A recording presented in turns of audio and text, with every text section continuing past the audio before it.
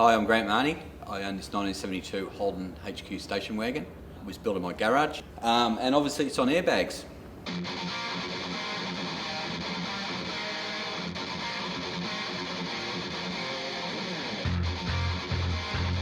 I've had it for about 2.5 years. It came out of an old lady's house in Reservoir. It's in the backyard rusting away, so it was only really a chassis when I got it. Dragged it home, pulled it down in the garage and started building it.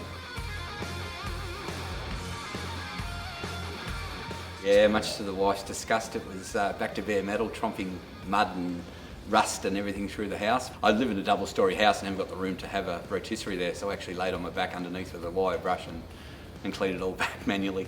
The engine bay was sort of an Easter. I made a whole lot of the templates and stuff out of cardboard and then Cleco pinned them in, then cut up the metal and went out to the gum tree at the front and bent the curves and the fabrication around the gum tree at the front. I got a bit out of control actually. I just wanted a really cool wagon to cruise around with the boys in.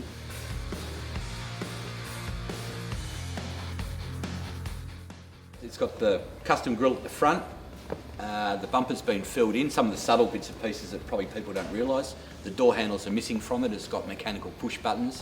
Being mechanical push buttons means that they're still legal to use on the street, not being electronic. The guard vents were handmade in the garage. It's something I came up with a couple of beers and an angle grinder. So I've got a metal scoop on the bonnet. It's full metal fabricated, and that was done in the garage.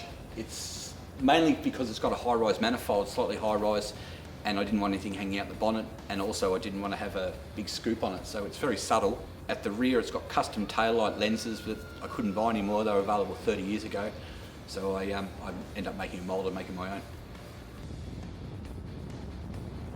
It gets driven everywhere. The only time it's been on a trailer is when the transmission died. I've done 3,000 kilometres in 2 months in it.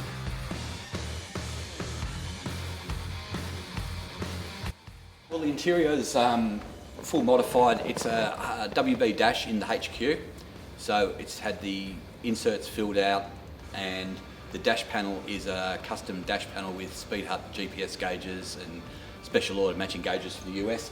The seats are WB seats, and it's actually a 4-seater. It's registered as a 4-seater. It's got the console that runs through the middle, and it's got 4 buckets. The back is fixed because the diff comes through the floor for the air ride suspension to get it so low. The engine is a 350 ZZ4 crate engine. It's a Camaro engine. Basically it's stock, it's 280 horsepower or something, but it's just got a whole lot of chrome bits and pieces added to it just to jazz it up a little bit.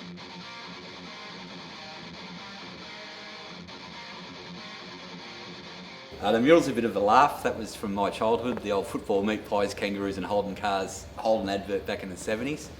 And I thought I'd get it characterised and put it on the bonnet as a bit of homage to the Holden that's not really around anymore. It's on remote control airbags, so you can hit the button. It's got 3 levels, but when you put the key in it goes to the ride height and cruises along it there.